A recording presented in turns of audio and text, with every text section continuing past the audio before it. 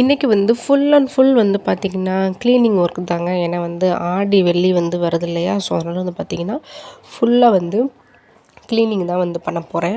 அதாவது க்ளீனிங் அப்படின்னா நான் வந்து ஜஸ்ட்டு ஒரு விஷயத்த மட்டும் பண்ணிட்டு விட மாட்டேன். நான் வீடையே வந்து ரெண்டாக்கிடுவேன்.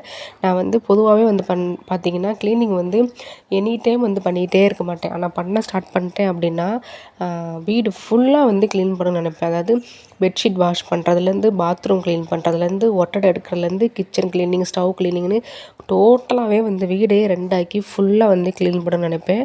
என்னோடய மைனஸுமே இது தான். வந்து நான் வந்து பார்த்திங்கன்னா க்ளீனிங் பண்ணவே மாட்டேன். ஆனால் பண்ணணும்னு நினச்சா நான் இப்படி தான் வந்து பண்ணுவேன். அதனால் வந்து பார்த்திங்கன்னா அன்றைக்கி வந்து காலையில் பசங்களை ஸ்கூலுக்கு ஆட்டோவில் ஏற்றி விட்டு வந்ததும் ஸ்டார்ட் பண்ணவன் தான் கிட்டத்தட்ட வந்து பார்த்திங்கன்னா மத்தியானம் ஒரு 2 o'clock மேலே வரைக்கும் என்னோடய க்ளீனிங் வந்து போணுச்சு. நான் இப்படி தான் வந்து மெதுவாக அப்படியே ஒரு சாங் ஒன்று போட்டுட்டு அப்படியே கேட்டுக்கிட்டே வந்து என்னோடய வேலையை வந்து பார்த்துட்ருப்பேன். சாங் கேட்டுகிட்டே நம்ம வேலை பார்க்கும்போது நம்ம மைண்டு வந்து வேறு எதையுமே வந்து யோசிக்காது. அப்படியே வந்து அந்த அந்த சாங்க்குள்ளேயே நம்ம மைண்டு வந்து போயிடுமா. ஸோ அதனால் நமக்கு வந்து அந்த வேலை பார்க்குறன்ற அலுப்பும் தெரியாது, மனசும் வந்து சோர்வடையாது, மனசும் வேறு எதையும் நினைக்காது. ஸோ அப்படியே ரிலாக்ஸாக இருக்கும். நல்ல ஒரு மாதிரி அந்த சாங்குக்கு ஏற்ற வைப்பும் நம்மக்கிட்ட வந்து இருக்குமா. ஸோ அதனால் கடகடன்னு நம்ம வந்து வேலை பார்த்துட்டே வந்துருக்கலாம். எதையுமே நினைக்காம மைண்டு ஃப்ரீயாக இருக்கணும் அப்படின்னா நல்லா வந்து சாங் கேளுங்க. சாங் கேட்டல மனசில் எதுவுமே வந்து இருக்காது. அதுக்காக வந்து இந்த சோக பாட்டெலாம் வந்து கேட்காதீங்க. சோக பாட்டெலாம் கேட்டிங்கன்னா இருக்கிற பிரச்சனை பத்தாதுன்னு சொல்லிட்டு இன்னும் எக்ஸ்ட்ரா நமக்கு பழைய ஞாபகம்லாம் வந்து ரொம்ப டார்ச்சர் கொடுத்து அலற லெவலுக்கு வந்து நம்ம போயிடுவோம். ஸோ அதனால் வந்து பார்க்குறீங்கன்னா வீட்டு வேலை பார்க்குறீங்கன்னா கொஞ்சம் நல்ல வைபான சாங்கை வந்து போட்டு அப்படியே வந்து வேலை பாருங்கள். அப்படியே சூப்பராக வந்து வேலை பார்த்து முடிச்சிடலாம். சரி, நம்ம கமெண்ட்ஸில் வந்து கேட்ட ஒரு கொஸ்டினுக்கு வந்து ஆன்சர் பண்ணலாம். ஹஸ்பண்ட் அண்ட் ஒய்ஃப் ரிலேஷன்ஷிப் வந்து எப்படி வந்து மெயின்டைன் பண்ணுறது, எப்படி வந்து சண்டை இல்லாமல் வந்து கொண்டு போகிறதுன்னு கேட்குறாங்க. சத்தியமாக வந்து இதுக்கு வந்து ஆன்சர் வந்து எனக்கு சொல்ல தெரியல. ஏன்னா வந்து கணவனை எப்படி கைக்குள் போடுவது அப்படின்றதுலாம் நான் வந்து யோசிக்கலைங்க நிஜமா. ஏன்னா ஒவ்வொருத்தங்களோட லைஃப் வந்து வேறு மாதிரி வந்து இருக்கும். ஒருத்தருடைய கேரக்டர் வந்து வேறு மாதிரி இருக்கும். சும்மா காமனான விஷயம் வேணால் சொல்லலாம், இதை பண்ணுங்கள் அதை பண்ணுங்கன்னு. மற்றபடி வந்து ஒருத்தரோட கேரக்டர் தெரியாமல் நம்ம எப்படி வந்து அதுக்கு ஆன்சர் பண்ணுறதுன்னு தெரில. பட் காமனாக எல்லாருமே நம்ம வந்து யோசிக்கிறது என்னென்னா கொஞ்சம் சண்டை இல்லாமல் இருந்தாலே லைஃப் வந்து நல்லாயிருக்கும். அதாவது ஹஸ்பண்ட் ஒய்ஃபுக்குள்ளே சண்டை இல்லாமல் இருந்தாலே கொஞ்சம் ஓரளவுக்கு லைஃப் நல்லாயிருக்கும் அப்படின்னு நினைப்போம் இல்லையா? அந்த சண்டை வர்றதுக்கு காரணம் ஃபஸ்ட்டு என்னன்றதை நீங்கள் வந்து தெரிஞ்சுக்கோங்க. உங்களால் வருதா இல்லை அவங்களால வருதா, இல்லைனா உங்களை சுற்றி உள்ளவங்களால் வருதா அப்படின்றத ஃபஸ்ட்டு வந்து புரிஞ்சுக்கோங்க. ஃபஸ்ட்டு வந்து ஹஸ்பண்ட் ஒய்ஃப் வந்து ஒருத்தர் நல்லா புரிஞ்சுக்கணும். அப்படி புரிஞ்சுக்கலனா நம்ம என்ன பண்ணாலும் தப்பாக தான் இருக்கும், என்ன பண்ணாலும் சண்டை வரதான் செய்யும். இதில் எந்த மாற்றமும் இல்லை. சம்டைம்ஸ் வந்து அவங்க சண்டை போட்டே இருக்காங்கன்னா நீங்கள் வந்து ஒன் டைம் விட்டு கொடுக்கலாம். இல்லை நீங்கள் சண்டை போட்டே இருக்கீங்க அப்படின்னா அவங்க வந்து விட்டு கொடுக்கலாம். பெரியவங்க எல்லாருமே நமக்கு சொல்லி கொடுத்துருப்பாங்க, விட்டு கொடுத்து போனால் கெட்டு போக மாட்டோம் அப்படின்னு சொல்லிட்டு. அதனால் வந்து பார்த்திங்கன்னா நம்ம வந்து விட்டு கொடுத்து போகிறனால சத்தியமாக கெட்டு போக மாட்டாங்க, நம்ம நல்லா தான் இருப்போம். ஆனால் அதை யாருமே நம்ம யோசிக்கவே மாட்டேங்கிறது. ஏன்னா எனக்கும் தெரியல, எனக்குமே என்னோடய ஃபேமிலியிலுமே ஏதாவது சண்டைனா டக்குன்னு பேசிடுவேன் அந்த கோவத்தில். அதுக்கப்புறம் உட்காந்து ஐயோ இப்படி பேசிட்டேமே அப்படி பேசிட்டேமேன்னு சொல்லிட்டு இப்போ நான் பேசுகிறது தப்பாக இருந்துச்சு அப்படின்னா நானே வாண்டடாக போயிட்டு சாரி கேட்டு அப்படியே வந்து போயிடுவேங்க. நான் வந்து சண்டை வளர்த்துட்டேலாம் போக மாட்டேன். ஏதோ ஒன்று கோவத்தில் அவங்க பேசினாலும் சரி நான் பேசினாலும் சரி. என்னை பொறுத்த வரைக்கும் வந்து பார்த்திங்கன்னா யார் சண்டை போட்டாலும் பரவாயில்ல, காலையில் சண்டை போடுறீங்க அப்படின்னா சாயந்தரம் வந்து சேர்ந்துருங்க. அப்போ தான் லைஃப் வந்து எப்போவுமே லாஸ்ட் வரைக்கும் சேர்ந்துருக்க முடியும். ஒருத்தங்களாம் சரி நம்ம கிட்ட கமெண்ட்ல நீ ஃபர்ஸ்ட் பேசட்டும் இல்லை நான் ஃபர்ஸ்ட் பேசுகிறேன் அப்படின்ற மாதிரியே வந்து அந்த சண்டே ஒரு வாரம் கொண்டு போகல. ரிலேஷன்ஷிப் வந்து அப்புறம் ஒரு மாதம் ஆகும், அப்புறம் ஒரு வருஷம் ஆகும். வச்சுக்கலாம், எதுக்கு தேவையில்லாமல் வந்து இருக்கிற லைஃப் ஒன்றே ஒன்றுமே வந்து நம்ம லைஃப் வந்து ஹாப்பியாக வச்சுக்கணும்னு வச்சுக்கோங்க. அதே மாதிரி பார்த்திங்கன்னா இப்போது உங்களுக்குள்ளே வந்து ரிலேஷன்ஷிப்பில் வந்து ஃபஸ்ட்டு வந்து நம்பிக்கை வந்து இருக்கணும். நம்பிக்கைனா நான் வந்து எல்லா விதத்தில் சொல்கிறேன். என்னென்னு கேட்டிங்கன்னா அவங்க வந்து இப்போ ஒரு ஜென்னாக இருக்கீங்கன்னா உங்கள் ஒய்ஃப் வந்து ஒரு ஆள்கிட்ட பேசுகிறாங்க அப்படின்னா தப்பாக பார்க்கக்கூடாது. இப்போ ஒரு உமனாக இருக்கீங்க அப்படின்னா உங்கள் ஹஸ்பண்ட் வந்து வேலை பார்க்குற இடத்துல 4 பேர்கிட்ட பேச தான் செய்யணும். ஸோ அவங்க பேசுகிறாங்க அப்படின்னா நீங்கள் அதை வந்து தப்பாக பார்க்கக்கூடாது. ஃபஸ்ட்டு வந்து நம்பிக்கை இருக்கணும். நம்பிக்கை இருந்தாலே வந்து சண்டை வராது. இது சத்தியமான உண்மை. என்னோடய லைஃப்பில் வந்து நான் பண்ணுற ஒரு ஒரு ஒரு நல்ல விஷயம்னா இந்த நம்பிக்கை தான். நான் வந்து சும்மா அடிக்கடி வந்து ஃபோன் போட்டு எங்கே இருக்கேன்னு கேட்க மாட்டேன். அடிக்கடி ஃபோன் போட்டு என்ன பண்ணிகிட்ருக்க, ஏன் வெயிட்டிங்னு வருது, இந்த மாதிரி கேட்கவே மாட்டேன். ஒரு நாளைக்கு 3 times வந்து நாங்கள் வந்து கால் பண்ணி பேசுவோங்க. காலையில் 1 time, பசங்க ஸ்கூல் போயிட்டாங்களா, சாப்பிட்டீங்களா, நீங்கள் டியூட்டி போயிட்டீங்களா, என்ன பண்ணுறீங்க, அப்படி தான்.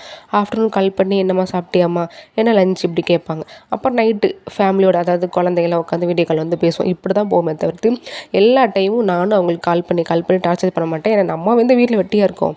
நான் என்ன சொல்கிறேன் நான் எல்லோரும் சொல்ல சரியா? நான் வந்து வீட்டில் வெட்டியாக இருக்கேன், அதுக்காக எனக்கு போர் அடிக்குங்கிறதுக்காக சும்மா சும்மா கால் பண்ண முடியாது. ஏன்னா அவங்க வந்து வேலை பார்த்துட்ருக்காங்க. அதே மாதிரி நம்ம ஒய்ஃப் வந்து அங்கே தனியாக இருக்காளே, தனியாக விட்டு வந்துட்டோமே, அப்போ அவள் யார்கிட்ட பேசுவாளோ செய்வாளோ அப்படின்னு அவங்க யோசிச்சிட்டே இருந்தால் அவங்களுக்கு அங்கே வந்து வேலை நடக்காது. அதேமாதிரி ஃபேமிலிக்குள்ளேயும் தேவையில்லாம பிரச்சனை தான் வரும். நான் இது வரைக்கும் அந்த மாதிரி நடந்ததே இல்லை. ஃபஸ்ட்டு வந்து நம்பிக்கை வைங்க. நம்பிக்கை இல்லைன்னா சத்தியமாக நம்ம அந்த பாண்டிங் வந்து ரொம்ப நாள் வரைக்கும் போகவே போகாது. ஆனால் எல்லா ஃபேமிலிலையும் பிரச்சனை வர்றதுக்கு ஒரே ஒரு ரீசன் இந்த நம்பிக்கை இல்லாமல் இருக்கிறது மட்டும்தான். சப்போஸ் நம்ம நம்பிக்கை வச்சும் அவங்க ஒரு விஷயங்கள்லாம் பண்ணுறாங்க அப்படின்னா அவங்கள நம்ம உட்காந்து என்ன உனக்கு பிரச்சனை ஏன் அப்படின்னு சொல்லி கேட்கலாம். அதையும் தாண்டி அவங்க அப்படி தான் இருக்காங்கன்னா அந்த ரிலேஷன்ஷிப்பே கட் பண்ணிட்டு போகலாம். அவ்வளோதான் வந்து என்ன வந்து சொல்ல முடியும். ஏன்னா நம்பிக்கை வச்சும் அவங்க நம்ம நம்பிக்கைக்கு கொஞ்சம் கூட இது இடம் கொடுக்கலங்கிறப்போ நம்ம உட்காந்து பேசியும் அவங்க வந்து அப்படி தான் இருக்காங்கன்னா கண்டிப்பாக அந்த ரிலேஷன்ஷிப் வந்து நமக்கு தேவையில்லை. ஏன்னா யாராக இருந்தாலும் சரி ஒரு ரிலேஷன்ஷிப்பில் வந்து அண்டர்ஸ்டாண்டிங் வந்து இல்லை அப்படின்னா அது வந்து ரொம்ப நாளுக்கு வந்து வராது. நம்மளே வந்து ஒன் சைடு வந்து கெஞ்சி கெஞ்சி பார்க்குறதுனால எதுவும் ஆக போகிறதில்ல.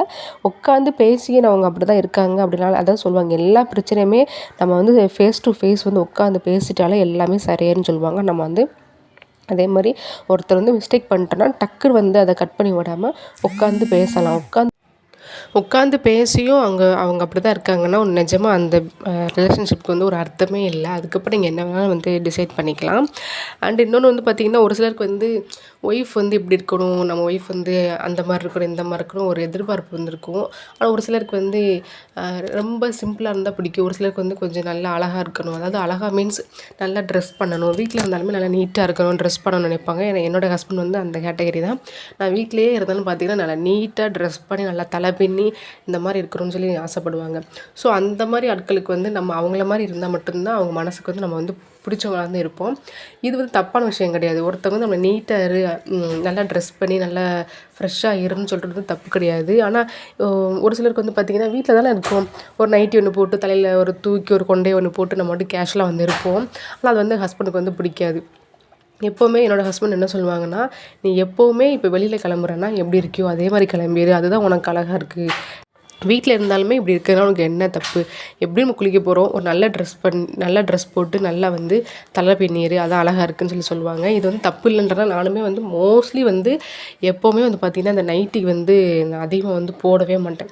இப்போ தூங்க போகிறதுக்கு முன்னாடி இந்த வெயில் காலத்தில் ஒரு மாதிரி இருந்ததுன்னா மட்டும்தான் நைட்டி வந்து போடணும் தவிர்த்து மற்ற டேஸ் எல்லாமே நான் வந்து சுடிதார் தான் வந்து போடுவேன். எனக்கு வந்து சுடிதார் வந்து போட ரொம்ப பிடிக்கும். அதனால் வந்து பார்த்திங்கன்னா எப்போவுமே சுடிதார் போட்டு நீட்டாக தலை பின்னி பவுடர் போட்டு ஐப்ரோலாம் போட்டு வச்சு தான் வந்துருப்பேன். ஏன்னா வெளியில் கிளம்புறேன்னா நான் வந்து இப்படி தான் இருப்பேன். ஸோ அதனால் வந்து பார்த்திங்கன்னா நான் எப்போவுமே என்னை வந்து நான் அப்படி தான் வந்து வச்சுக்குவேன். இது அவங்களுக்கும் பிடிக்கும். ப்ளஸ் நம்ம அப்படி இருக்கும்போது நம்மளே கண்ணாடியில் பார்க்கும்போது ரொம்ப அழகாக தான் தெரியும். நம்ம வந்து அசிங்கமாக வந்து தெரிய மாட்டோம். நீட்டாக இருக்கும்போது பார்க்குறதுக்கு நம்ம கண்ணுக்கே நமக்கு வந்து ஓகே ஃபைன் நம்ம அழகாக இருக்கோம்ல அப்படின்னு சொல்லி தோணும். நமக்கும் ஒரு கான்ஃபிடென்ஸ் வந்து கிடைக்கும். ஸோ அதனால் பார்த்திங்கன்னா ஒரு சிலருக்கு இந்த மாதிரி நீட்டாக இருக்கணும்னு நினைப்பாங்க. ஆனால் அதை வந்து புரிஞ்சிக்காமல் ஒவ்வொரு லேடிஸ் வந்து என்னால் முடியாது, நான் வீட்டில் தானே இருக்கேன், நான் இப்படி தான் இருப்பேன், என்ன நீங்கள் அது சொல்லாதீங்க இது சொல்லாதீங்கன்னு சொல்லி கோவப்படுவாங்க. அப்படி பண்ணும்போது ஒரு சில ஹஸ்பண்டுக்கு வந்து பிடிக்காம தான் போகும். அதே மாதிரி நம்ம வந்து இப்போ சம்டைம்ஸ் வந்து ஹஸ்பண்ட் ஒய்ஃப்குள்ளே வந்து சண்டை வருது அப்படின்னா ஒவ்வொருத்தவங்க வந்து அப்படியே எதிர்த்து பேசிகிட்டே இருப்பாங்க.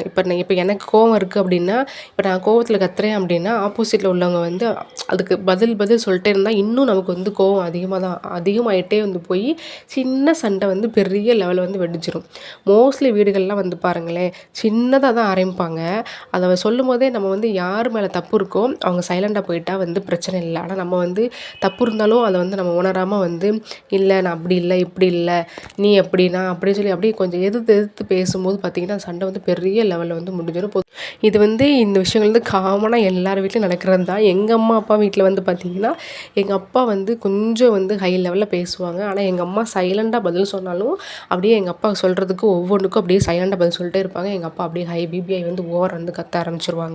சின்னதாக சப்பையாக இருக்கும் அந்த மேட்ரு. கடைசியில் வந்து பார்த்திங்கன்னா 2 பேருக்குள்ள சண்டையாகிற மாதிரி வந்து பெரிய லெவலில் தான் எங்கள் வீட்டில் வந்து முடியும். ஸோ அதனால் பார்த்திங்கன்னா நம்ம மேலே தப்பே இல்லைன்னே கூட பரவாயில்லைங்க, அவங்க ஏதோ ஒரு தப்பாக நம்மளை புரிஞ்சுக்கிட்டு கத்துறாங்க. ஆனால் நம்ம மனசாட்சிக்கு தெரியும் நம்ம தப்பே பண்ணல, ஆனால் ஏன் இப்படி கத்துறாங்க நமக்கு தோணும். ஆனால் அவங்க கத்துறாங்கன்றதுலேயே உங்கள் மீனிங் வந்து பல அர்த்தங்கள் புரியும்.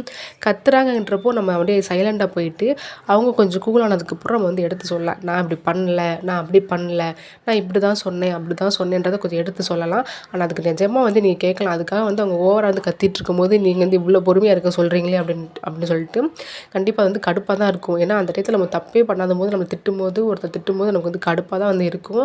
ஆனால் என்ன பண்ணுறது, கொஞ்சம் நம்ம அட்ஜஸ்ட் பண்ணி போகிறதுனால தப்பு இல்லை. அதாவது 2 பேரில் யாராவது ஒரு ஆளாவது அட்ஜஸ்ட் பண்ணால் தான் நம்ம லைஃப் வந்து ஸ்மூத்தாக இருக்கும். இந்த லைஃப் வந்து அவங்களுக்கும் நமக்கு இடையில மட்டும் இல்லை, நம்மளை நம்பி குழந்தைங்க அப்படின்னு சொல்லிட்டு பாவ ஜென்மங்கள்லாம் வந்து இருக்காங்க. ஸோ அவங்களுக்காவது நம்ம பார்த்தாவது நம்ம வந்து கொஞ்சம் வந்து அட்ஜஸ்ட் பண்ணி போகிறது தப்பு இல்லை. ஒரு சில வீட்டில் வந்து பார்த்திங்கன்னா ஜென்ஸ் வந்து ஓவர் டாமினேட்டடாக வந்து இருப்பாங்க. அதே மாதிரி அப்படியே இன்னொரு டைரெக்ஷனில் வந்து பார்த்திங்கன்னா உமன் வந்து அப்படி ஒரு மாதிரி டாமினேட்டடாக இருப்பாங்க. அதாவது ஹஸ்பண்ட் என்ன பண்ணாலும் குறை சொல்லிட்டே இருப்பாங்க.